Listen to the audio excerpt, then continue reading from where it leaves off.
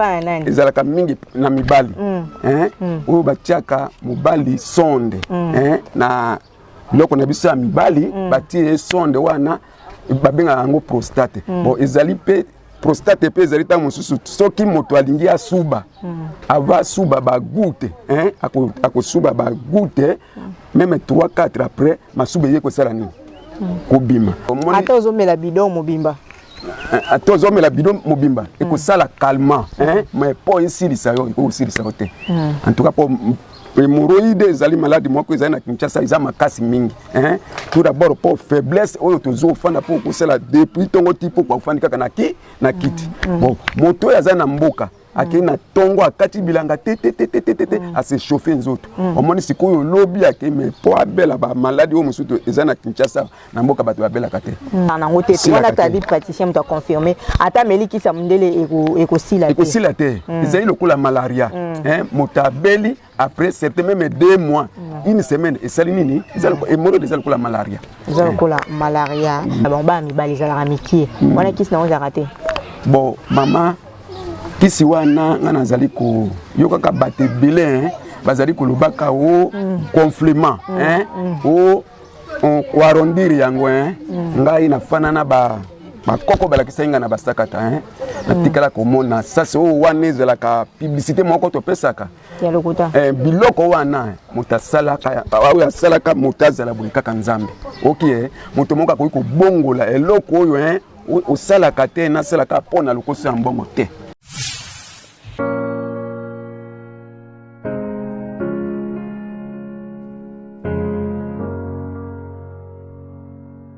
Yenge kelo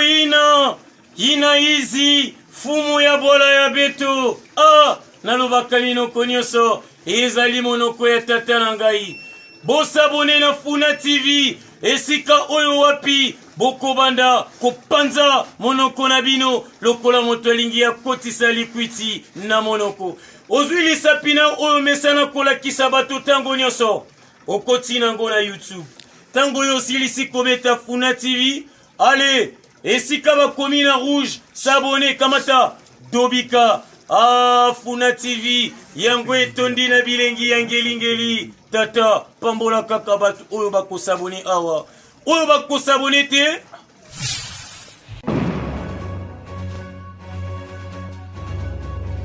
Bonjour, bonsoir, très chers abonnés de Funa Télévision. Ça dépendra à l'heure à laquelle vous allez suivre cette émission. Nous sommes là encore une fois pour vous, très chers téléspectateurs, vous qui êtes habitués à suivre nos émissions, surtout les nouvelles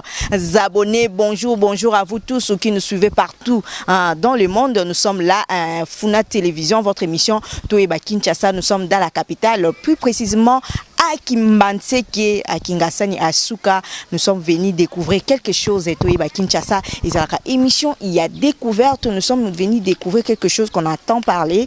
qu'on a tant entendu. Ici, nous sommes à Kingasani et à Suka. Vous avez constaté que tous les musiques vraiment, il y a centre-ville, tous les musiques à boulevard, tous les musiques il y a Kitambo, Bagombe, tous les musiques tout côté vraiment na carte pour notre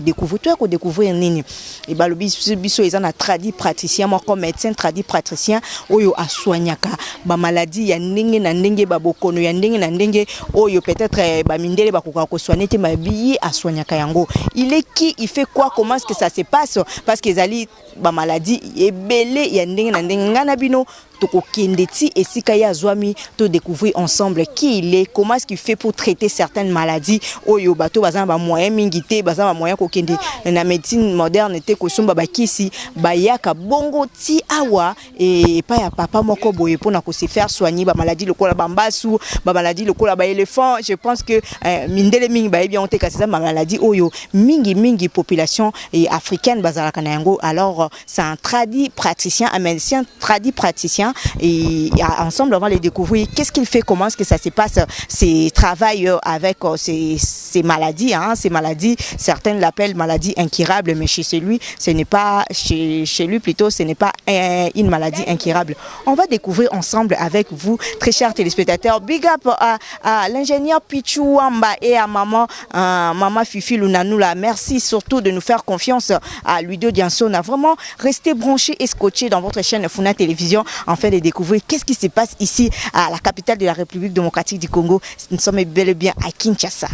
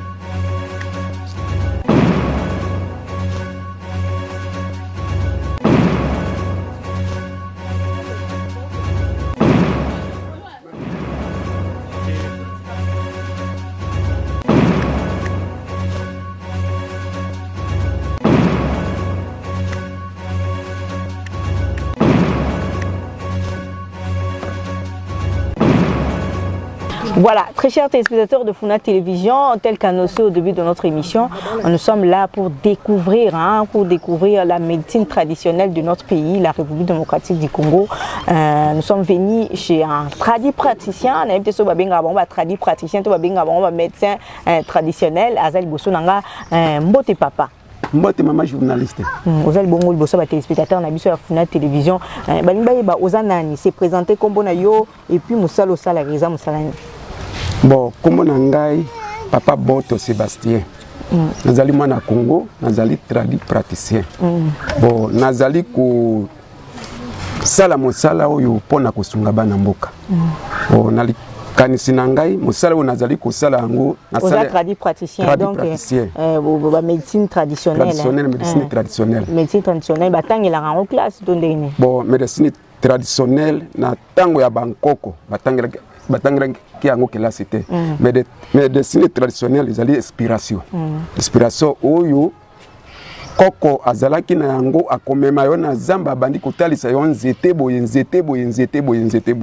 Mais oya bango lelo ye comité médecine traditionnelle bazo tangisa yango na école ezalaka te po ukoki kokenda kotangisa mutu, utangisi mutu nzete wana me ayebi amoni nzete wana te. Pe amoni yango te ayebi kaka nzete. Est-ce binonde o bozuma mayele bokolisi mwa mayele nde bokomi kotangisa bato bano pe bazuya na sima. Est-ce que sengela kaka ba bino bato akala bo wande okende zamba nde boye bango to eza mutu nyonso pe nde singa boye na koyekola ngo pe. Bon okoki koyekola yango. Bon komela moto toro ba lokola par exemple lokola kiso lokola ezali oyo na simbi yawo. Kisonga na simbi yawo. Biso tozo benga yango na monoko ya mboka lokongoli. Mais tango nga na komeli yo yango na komeli yo par écrit mais na monisi yo yango te okoki kokenda kosala recherche tango mosusu esiko okende oyebisa moto wana lokola nga naza na inspiration na yango na lakisaki yo te akoki kokenda kopesa yo nzete mosusu oyo ezali terme oyo nga na yebisi yo te. Na ba wenze pende batekaka te batekaka yango te akokomela motu ke kosomba ndeti kiso bikombo na nini za lokongoli kende kosomba lokongoli yake na wenze to mona na wenze ndeti ya bagambela wana ba wenze mosusu batekaka pe bakisio okokomela e pa ke kosomba c'est impossible. Bon na kokomela ye bon munoko nga na zolo ba lokongoli ezali munoko na biso ya bangala mais ndenge ba Congo bon chiluba oyo balobaka naibi terme na bango te na koyi kinda moto kendo somba yango soki naibisi mongala kendo somba yango akoyeba kombo nga naibisi me moto mosusu mwenga moko na kendo sombela ye yango na lakisa ye siko oyo banzeta ngo zwa rango wapi parce que biki bonde ko zwa ngo na bamboka na bisike belebele siko atoza na capitale ya Kinshasa place pe oza na zo mona zamba te okenda ko zwa banzeta ngo wapi. Bon mama ngai banzete na ngai mingi mosusu eutaka na Equateur mosusu pe eutaka na Inongo komandaka na komandaka po ba nzete mingi o bazo tekela biso awa ezali action ya ba kiso tozo sala te nzete mosusu okoyi kokendo somi nzete mosusu nzete wana ezali nzete ekoko traiter maladie wana te moni a partir ya mboka esika ba pigme bazali ce qui otindeli mbongo lobi tindela nga nzete tele boye ko ya rapide déjà oyebi nzete tango na ko traiter moto wana komela ko bikate tokotana na kati bakisi ya mbobo sala yango ndeni eza kisi ya nini na nini nazomona ka babida ba mai eza kisi ya nini na nini Donc traitera non ba maladie nini ou énumérer dans ba téléspectateurs na sur la télévision va comprendre que tout ça en médecine traditionnelle papa a traduit praticien a traité ba maladie belé ndeti ba maladie nini nani. Bon maman awa te traiter ka maladie moi belé premièrement tous allez ko traiter maladie tous allez traiter tu tchaka mingi na maboko ya Nzambe. Maladie ndeti nini? Naloba maladie tu traiter ka hémorroïde, faiblesse sexuelle, paralysie, diabète, antiprostate ezala, tous allez na infection urinaire, tous allez na prostate, tous allez na antiprostate, tous allez na sinusite, tous allez na gale, tous allez na maladie wa benga ka nkuki. Mais tous allez na maladie oh ndeso to moni moto ko la traiter ngo pe azongi pe normal. Azongi pe normal. Tous allez na maladie o bana mike, mwana soki azo tambola te. Ce qui m'a fanda to tretaka pe ba plein to ba lokola ba mbasu moi so ya bota kate to ba lokola nyokankao mais to tretaka ba maladie mosusu pe oyo ezali ko compliqué monganga on a biso ba traditionnel to sala kango un peu rapide pour ici un peu rapide pour ici la melelo hémorroïde ici la raté to kotana na makambo tali hémorroïde et hémorroïde et aussi la té mais bino ba traduit praticien boza bo pe sakaka montu moi bido munene ameli ba kisi na bino pe zanga dosage. Ils ont la dose. Bon, maman c'est une dose. Donc dose ndenge. Bon, par exemple le cola qui sont na sali awa. Ils ali on a zaki sani. Ils ont deux sortes de produits. Qui sont yo mosusu oyo na sali awa, ils ali ya prostate mutazana sonde. Na pesi kisi wana. Kisi oyo prostate za la maladie, il faut expliquer pourquoi tout ça est prostate zali infection bon na ba mindele bazo benga ngo prostate bisi pa na biso loba pena ba terme pena normal le tinde ba na basala te mais loba pena ba terme na prostate zali za pas nani ezalaka mingi na mibali oyo batiaka mobali sonde na loko na biso ya mibali batie sonde wana babenga ngo prostate bon ezali pe prostate pe ezalita mosusu soki moto alingi asuba ava suba ba goutte ako suba ba goutte même 3-4 après masuba yeko sala nini kobima bon prostate mosusu pe ezali ava moto asuba komona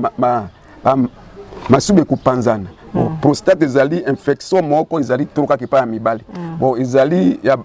na âge ya ba papa o ba komisi ba 50 55 mais les to mona prostate pa ba jeune. Bon, prostate, ce qu'ils allaient pas à gêne, bon, ils allaient à ces alliés, bon, ils ont maladie, bon, ce qu'on remarqué, prostate, ils allaient malade, mais ils allaient pour là-bas, micolo. C'est quoi l'un de qui sa prostate? Bon, c'est quoi, où il a dit. Mais qui sont des acabas couleurs, moi, quoi? Qui si, oh, yo, mi sato, ils allaient pour la prostate.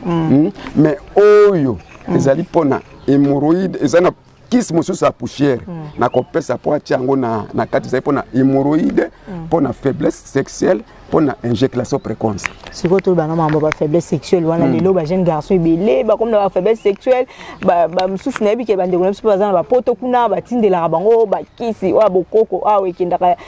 tina ba poto. C'est quoi faiblesse sexuelle? Qu'est-ce qui fait en sorte que mbala abota ma faiblesse sexuelle tondeni? Te mbala abota makana faiblesse sexuelle te. Par après mutuno tuna kingai ya hémorroïde. Omoni na mboka bato basala kamisala lokola bato bakenda kabilanga chaque jour akoki kozwa maladie ya hémorroïde te pour tout d'abord chaque jour makile ezosala nini ezo chauffer mais omoni biso lokola wana Kinshasa lokola tozo fandaka na ba bureau musala mosusu ezalaka te kaka kokoma kofanda chaque jour yango moni maladie lokola hémorroïde ko osala biso ate pour tous ana faiblesse à kofanda omoni atozo mela bidon mobimba atozo mela bidon mobimba et ko sala calmant mais pour ici lisayo ko aussi lisayo te en tout cas pour hémorroïde ezali maladie moko ezali na Kinshasa eza makasi mingi tout d'abord pour faiblesse oyo tozo fanda pour ko sala depuis tongo tipo ko fanda kaka na kiti bon moto yaza na mboka ake na tongo akati bilanga te a se chauffer nzoto omoni sikoyo lobi ake me po abela ba maladie o musuto eza na Kinshasa na mboka bato abela kate po awa biso tout d'abord faiblesse ya kofanda na ba bureau na ba mituka yango moni hémorroïde faiblesse sexuelle éjaculation faiblesse sexuelle hier après na ba osala msale belé faiblesse sexuelle ezali premièrement bato ba mela kwa masangi belé donc bandeko ba mela masangi belé tango zomela masanga ozo niri nzoto na yo avant faiblesse sexuelle ya libosi banda kan hémorroïde po hémorroïde ndi azali mutu ya trait tango hémorroïde ye allez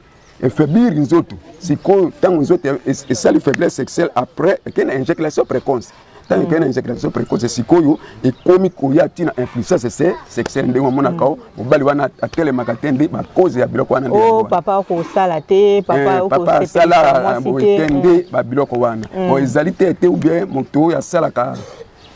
sexualité chaque jour te non ba maman banga na bango te côté wana te ba maman banga te hémorroïde na toro ba plus ou moins bateau ba melaka omoni moto mosusu soki ameli masanga te ako sala rapport te ou bien soki azu ba comprimé ya ba mindele te ako sala rapport na masina te il faut que azala na ba biloko wana po asala rapport mais vraiment ndenge yo pesa ka bato kisi boye par rapport à faiblesse sexuelle, éjaculation précoce, hémorroïde siko mutabika ka ozo rappeler ba résultat mutabika ka na ba kisi oyo izaka pendant combien de temps fois mela yango bon maman kisi oto pesa ka omoni il faut que to sala traditionnel ya mboka malade mosusu ekozala ko traiter moto 5 jours okoki ko bendra ba 10 jours te po ezala lokola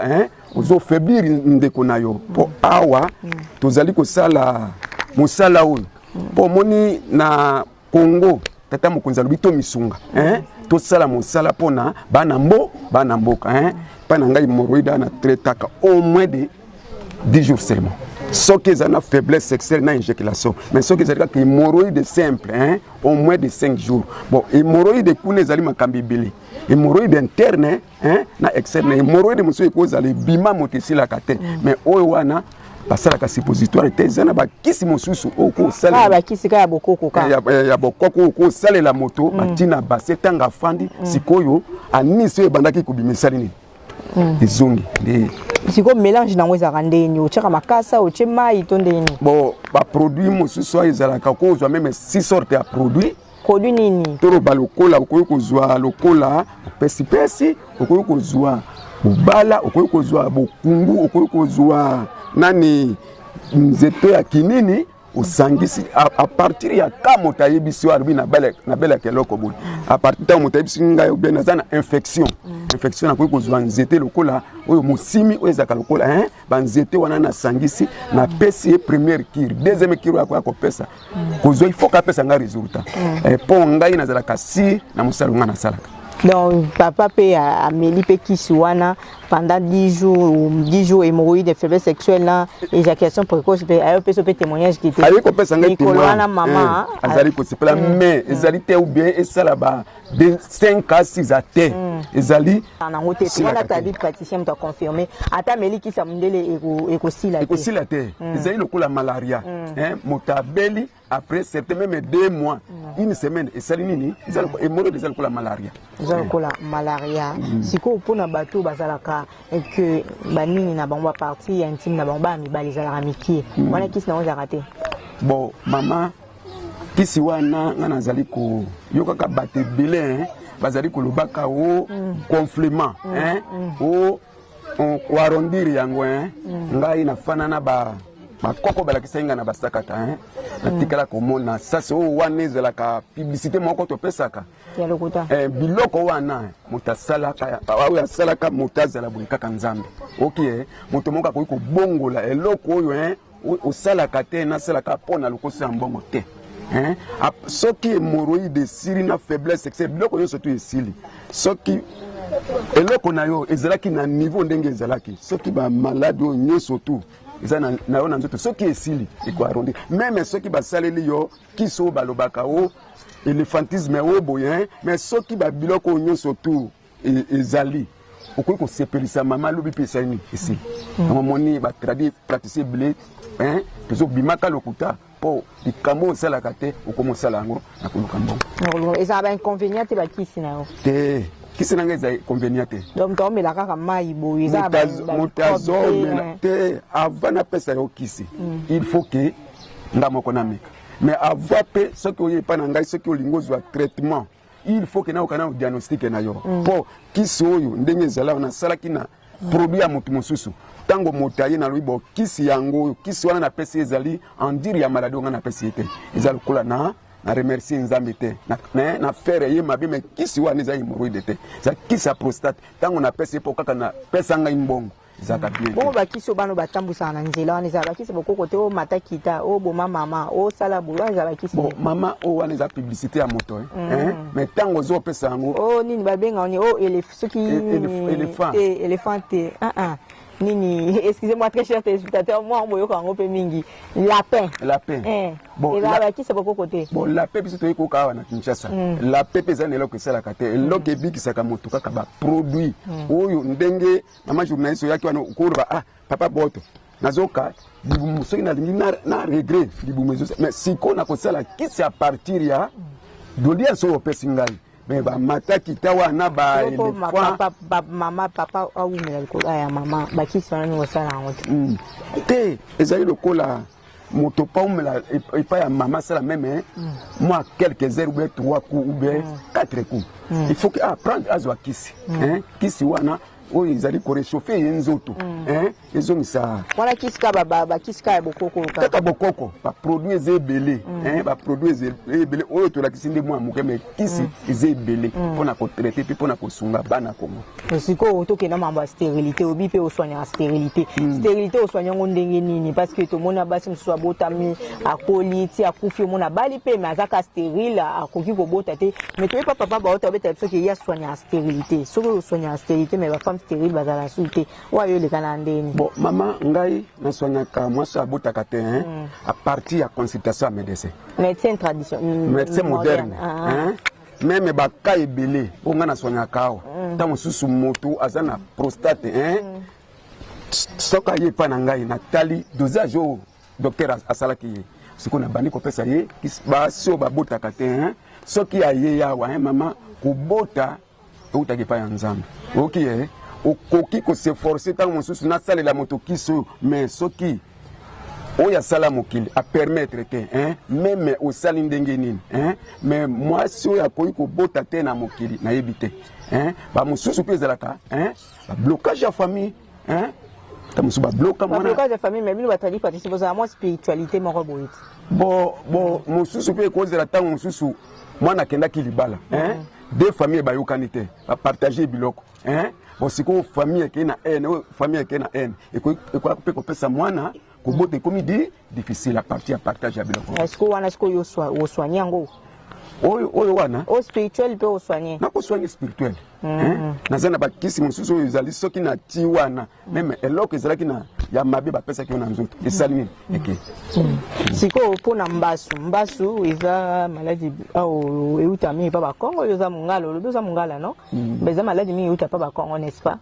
eza babwakela yango na ndenge nini parce que biso tokomprena tomonaka moto likolo evimbi ezalaka na base parce que avant soigner mbasu boyebaka nanu source nango ti euti wapi esali boye ndenge nini bosoigne yango ndeni eza babwakela yango na ndeni bon mbasu ezali makambo ya bakongo biso na mboka tobengaka eza nkake babeti moto nkake na lokolo bon bakongo epai bazosala mbasu mais mbasu ezali science moko moke ma journaliste epai na ngai mbasu eloko te eloko pamba vraiment nga soki moto akufi epai na ngai na mbasu loba nzambe asali nini apermettre mpona susu ye mwa retard moto mosusu ayaki awa nazongiseka epai na ngai mbasu soki nasalisi moins de 10 jours mpo na traitaka mbasu na produit moko ezali produit moko nga na traitaka mbasu na kimpuka oyo ya kwanga oyo kimpuka oyo bamama basalaka kwanga mbasu ezali spirituel te mbasu ezali eloko moko batindelaka yango mbasu ekoki kozwa soki oza na problème mais soki oza na problème te ekozwa yo te zali maladi moko eyekaka epinire bato mais esilaka mpe soki mpo oza na ntina yango ata babwakeli okozwa yango te bongo soki éléphant nzoko bongo nzoko bon nzoku et différence ni eza nzoko na éléphant parce que nyonso evimbisaka makolo bon mama éléphant omoni il faut que ndenge tolobaka nzoku omoni nzoku ezali éléphant eza maladie à côté na ba mama éléphant ezali maladie ya basakata OK soki motalobi éléphant maladie ya nzoku evimisaka makolo te maladie ya nzoku evimisaka partie ya makolo tina nzoto mobimba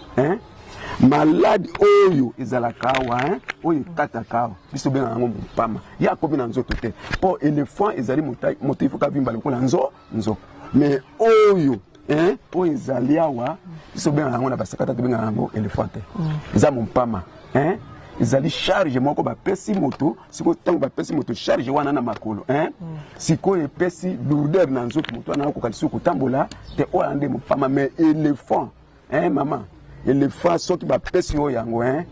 moto akei o pasteur alobi o abikisa non mama oyo wana eza science ya basakata donc ata yo kosoigner yango te nakosoigner yango mais éléphant epai na basakata bamemaka moto na zamba OK ntango bamemi il faut kosala likambo ntango bamemi okuna obandi kovimba sikoyo obandi ko wana éléphant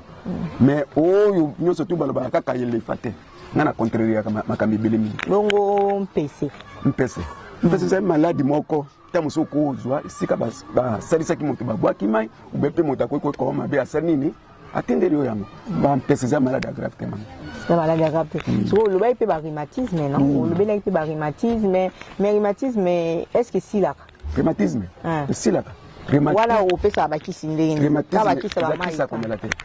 eza kisi basalaka bakotia tonnerre libanga nkake bakotia nani bapoudre de chasse babiloko sikoyo babandi kokata yo au moins de une semaine douleur nange esani esili po rhumatisme soki moto abeyi rhumatisme ememaka ti paralysé bongo sikoyo diabète yo olobeli makambo ya diabète oyebi ke ezali maladie moko héréditaire yo kosoigner yango ndeni bon diabète ezali maladie héréditaire bon héréditaire ezali toloba eza lokola maladie eza ya famille mais diabète esilaka mama diabète esilaka ngai soki moto akei na hôpital aye na ngai epai na ngai na diabète naza seulement kaka na deux produits essentiel na registre na zwa nkoba soki nazwi bakoba na kosalisa moto wana aparti kaka ya produit wana na produit mosusu diabète esili diabète ezali bamaladi biso tobengaka na mboka sukali tobengaka yango sukali mais na mundele bazobenga diabète pire na yango esilaka na traditionnel donc na kisa mundele esilaka kisa mundele eza bakalmant bazotia bainsenseline na bango me na bonkoko soki olandeli yango bien boye esilaka sikoyo bino mpe batradi praticien est ce que bandimaka bino nani parce que bandimaka namoni bandimaka bino na mpasi bakisi na bino ezalaka vraiment na dosage te bopesaka bato ka babidon moto banda banda komela babidon bosalaka ndenge nini sikoyo mpo bokende bakonzi bandima bino banotifie bino bosalaka ndeni est ce que bozalaka mpe na organisation moko boye na niveau ya Kinshasa bon mama tozali na organisation na biso inagiko mais inagiko yango ekoma tato baoyo me ngai tro na sebazaka mingi na moderne OK na collaboraka na badocteur ya moderne mingi soki naza na ka oyo nga namoni c'est que bondimi ke moderne eleki traditionnel moderne azali mama moderne azali kolo mpo ye aza na bapareil po biso tozosala parti ya malo moderne azali kolo mpo moderne akoki koyeba te maladi oyo asali échographie biloko na ye nyonso to mais biso na traditionnel toujours parler pas monoko moderne azali nga na collaboraka na badocteur bon sikoyo baokoma médecine tradi moderne donc basangisi moderne na traditionnel bon ezali ndenge moto na moto azosala ngai trop mingi epa na ngai nasalaka mingi nalukaka ba homme scientifique bato ya recherche mpo naza na barecherche na ngai mpo nalingi mpe napesa na bato me biso tozwaka na biso bato te mpo etikali ka soki na mpo bando mpe oconsulte ndeti bauniversité oconsulte baprofesseur bamédecine moderne oconsulte opesa bango mpe barecherche parce que tomoni bakisi oyo banzete wana yango basalela bakisi wana alors pourquoi pas toujours yo découvrir kisi moko boye oke kokotisa yango soit ce n'est pas motu moko boye oyo ayebi médecine moderne bon omoni mama ma journaliste lo kezali ba médecin na biso baza très orgueilleux. OK, okoki ko kena même na likambo amunene et pas na ye il faut que liboso na niyo boyango moni ezalaka moi passe pour ko consulter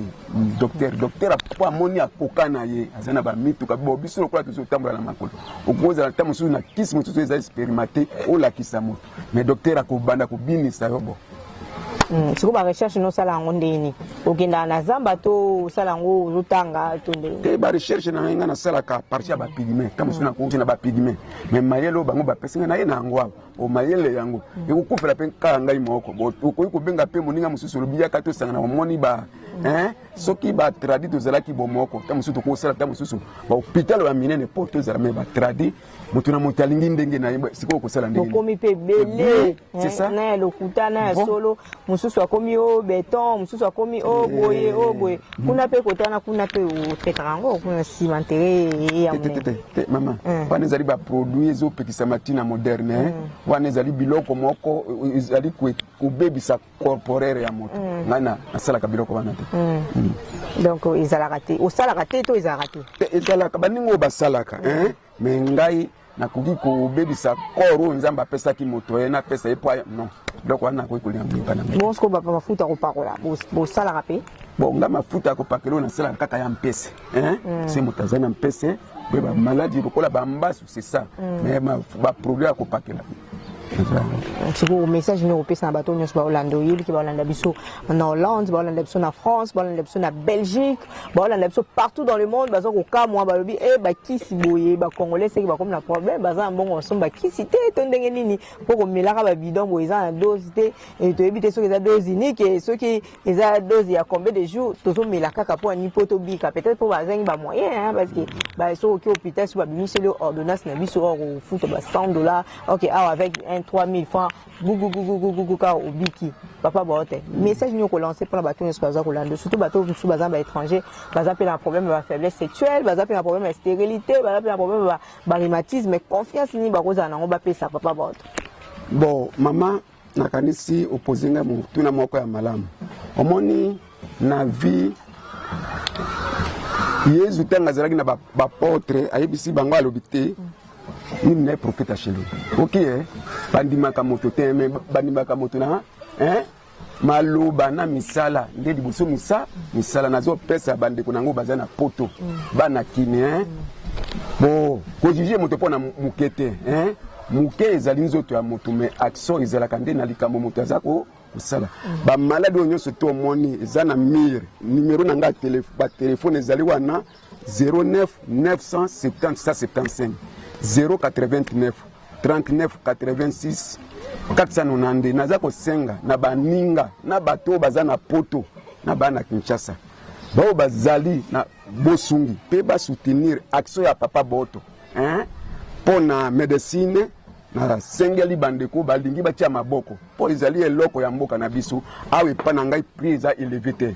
po tozana Congo tozali ko ndenge mokonza mboka lobaki ete tozonga na derrière pona mboka na biso awe pana ngai soki oye prix oyo simbi ya traitement na kosalisa na ko kangela ndeko na ngai congolais motema te pona mbongo ebele akufa likolo na ngai eza bien te nazali pe kosenga na bandeko bazana poto na bato bazolanda biso papa boto asuki kaka na médecine traditionnelle te papa boto azali ko héberger ba peuple autonome ba pygmée na Équateur papa boto azali na groupe ba association ibele papa boto azali ko héberger ba groupe théâtral ba mama maraîchère naza ko senga na bandeko o bazana lisungi o balingi to tonga mboka soki bakoki kotia maboki pa na ngai po premièrement pona ba peuple autonome ba pygmée o bazana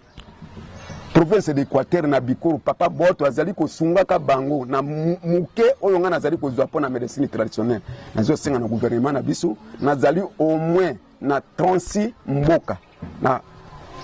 commune de ya Bikoro 36 mboka oyo nazali ko sunga ba pygmée na mwa ba kisi na mwa ba bilamba na mwa ba baloko tindela bango mais nazali ko senga lisungi ya bandeko na biso awa na Kinshasa na Congo ti na ba pays étranger pour boya tosunga ba pigme po ba to wana bazali lokola bato moko bazali abandonné bakoma koyoka soni mais lokola tata mokonzi aye po tozonga na bomoko ndenge tozalaki na sengi na bango batianga lisungi surtout na ba peuple autonome ba pigme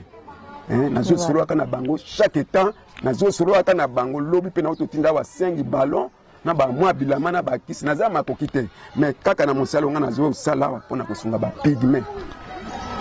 Voilà, très chers téléspectateurs de Funa Télévision,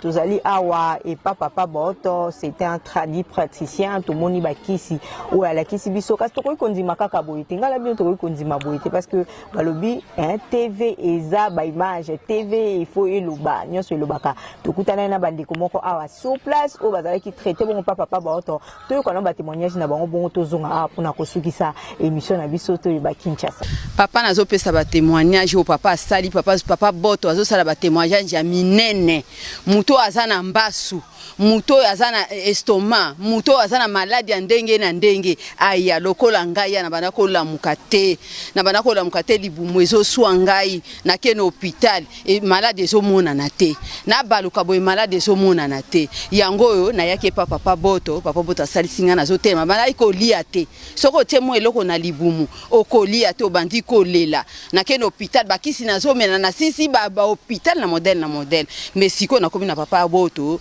na Monique na ko malamu santé bandi ko zonga ngai apesa nginga kisi ya bokoko kisi ba maya pesi ngai na meli presque na sisa ki ezaki 2 bouteilles na sisa ki 2 bouteilles ti pendant combien de temps na meli pendant une semaine na yoki malamu yango nazobenga bandeko nyonso bozana malade boya a solution ezomona ni papa Boto boya tozana ngando 46 boya commune ya Kimbanseke ozi mutu ozi moto soki moto te oye makolo papa Boto azobikisa na bengi bino ba mama ba tata ba mama boya ebele komona nga mama Nicole na bande na nyoko makina bokono ya mbasu na yaki papa Boto a traité kinga loko ebandene bande na senti ke mbasu esali loko kutu yango pota yango ayo traité ngai esala kaka 1 mois pamba na moni lelo na tamboli sikolo kolope kiti nazana nga bien mais na bengi bino boya a traité pena bien a traité bien na mela kis 1 mois pamba na moni ke lokole kangami lokolope kiti na komisko kotambola bien ngai mama Rose en tout cas na sepeli mingi pona yaki na maladi moko makasi tension na estomac sa kotungisanga na tamboli bipai mingi penza na meli bimela na zui traitement na zwa kilobi kote nga na vanda kana kisenzo tango na yoki sango ya papa Boto na ye awa papa na siminga pendant une semaine en tout cas na sa kolia pilipili te na kokaki kotele matetala siko na komi ko sala bien maboko na ngezala ki kokangama na miyeba ki kutu te na bana ko tambola te na kende ona loba pema molai te siko tango na ye papa Boto papa nzamba umela liko ya papa po papa asali po na ngai en tout cas na sepeli mingi lobiko ezali bandeko na ngai mama na umeli te tango na ye papa na sali kaka une semaine na yoki motema na nga nyonso komi pepele nzoto na ngai komi pepele na komi kotambola kolia na ba pilipili komela na masanga na komi bien pena nzoto na ngai zongi kitoko ne bomona bo nazaki moto akobika te po na sali mbula soki misatu na estomac o na tension na tamboli na sisi bambongo en tout cas na zoki lobiko te tango na ye papa Boto babi azala na Kingasa na veni ngando ne ko luka kaka bongo na pasi na yaki pena moite tango na kome papa po ya siminga mbongo moke na bebisi bambongo na ngai ebele kozanga koyeba tango na ye papa na pesi kaka 3000 la pamba ya fishi tato ya senga kana mbongo te tango na melikisi wana na tuka na biki na okibie yango na zo senga na bandeko na ngai bawo bazana maladi estomac tension boya rhumatisme boye patato azana lobiko na moni pe na komi na hôpital na ye bato ambasu o babota kate basimbi bana tuka na oki esengo makasi eloko ezosanga nde lisungi na sengi na bakonzi na biso mboka moto aboye bokoko tika ete ata azana Kingasa na suka mboko eza ya biso papa bosunga papa oyo po asoma bakisi ebele akoka kosunga biso talanga mama mokolo boye na biki na kisi ya papa oyo na sepeli na kolia bien na bana kolia te te siko na komi ko lia bien na komi kutu modero yango na sengi lisungi bosunga papa oyo bakisi eza muke aso komi tungisa na mbongo muke to pesa asomba bakisi mais soki bosungi papa oyo en tout cas le bike kozala bon yoka biyoka yokate papa aza fait papa oyo. Moi je rends un témoignage des vrais témoins pour na papa Boto na musala oyo azosala oyo azobikisa bato na bokono na tradi praticien oyo toza na ye. Alors ngai nazalaki na hémorroïde yango ezwaki mwa te ebele nazwi bakisi nazwi oyo nyonso nakokaki kozwa oyo bagene batambusaka na balabala wana na meli esali eloko te maintenant bayebisi nga ke non fondation Boto ezali oyo ezosalisa bato bazobika na bokono nyonso ya lolenge na lolenge. Nazwaki ka mwa 2 bouteilles na ngai ya kisi na meli yango lelo nazo rendre témoignage ya musala kitoko papa Boto azosala na Kimbanseka wana Kingasani na veni Ngapani na veni Ngando quartier Ngapani na commune à Kimbanseka. Donc c'est un peu ça. Donc c'est la réalité, donc quelque chose qui est vrai et au Azobikisa, il y a beaucoup de témoignages. Voilà, merci à vous qui êtes connectés en ces moments. Merci à vous qui ont suivi l'émission du début à la fin. C'est une émission de découverte. On a découvert un médecin traditionnel ou appelé Sarbaki Sababoko. Tout le monde va maladie belé soigner surtout bande qu'on a vu sur la faiblesse sexuelle, bande qu'on a vu sur l'infection, bande qu'on a vu sur il y a stérile. Beaucoup peut contacter papa Boto parce qu'on ne sait jamais un truc comme métier moderne et simité mais quand on peut traditionnel. Moi, quant à moi, je n'ai jamais essayé le traditionnel, mais je crois que c'est possible que quelqu'un d'autre essaye parce que ça, c'est long qu'on dit, selon n'engue mutu akondimela kobika na donc kobika comme ça il faut ndimana no biki après kobika. Voilà, tout comme pratiquement la souka. Merci à mon caméraman balobi yende babi bango te yende die kembo taka mutu die kembo. Donc nzambe na esengo nzambe na esengo basangi c'est sika moko epesika o epesi wana ba image ya kitoko bozwaka ba montage ya kitoko bozwaka oui bakizala kaye. Merci à mon boss